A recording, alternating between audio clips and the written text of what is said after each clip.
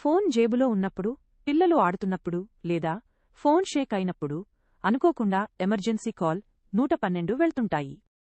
తెలంగాణలో ఇలా రోజుకు ఏకంగా 14 లక్షల కాల్స్ వస్తున్నట్లు అధికారులు తెలిపారు.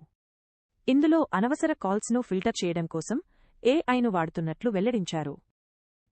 నిజమైన అత్యవసర కాల్స్పై మాత్రమే ఆపరేటర్లు దృష్టి పెట్టేలా ఏర్పాట్లు చేశారు. మీరు ఇలా అనుకోకుండా ఎమర్జెన్సీ నంబర్కు కాల్ చేశారా? ఈవెంట్స్ అనేది ఓన్లీ అబౌట్ 350 to 500 సార్. ఇన్ని కాల్స్ ఫిల్టర్ చేయకపోతే ఆ కాల్ టేకర్స్ మీద హ్యూజ్ బర్డెన్ అవుతుంది సార్. They cannot handle. కాబట్టి మనం అడ్వాన్స్ ఫిల్టరింగ్ సిస్టమ్ డిజైన్ చేయడం జరిగింది సార్. దీంట్లో ఐవేర్ డిపెండెన్సీ లేకుండా మనం ఈ కొత్త సిస్టమ్ ఏర్పాటు చేసుకున్నాం. తర్వాత లొకేషన్ బేస్డ్ సర్వీస్ సార్. ఇంతకుముందు మనకు ఓల్డ్ సిస్టంలో ఎట్లుందంటే ఓన్లీ టెలికాం సర్వీస్ ఒక టవర్ లొకేషన్ నుంచి నియర్ బై టవర్ ఉండే లొకేషనే వచ్చేది ఎల్బిఎస్. కానీ ఇప్పుడు అది ఇంతకుముందు 89% యాక్యురసీ ఉండేది.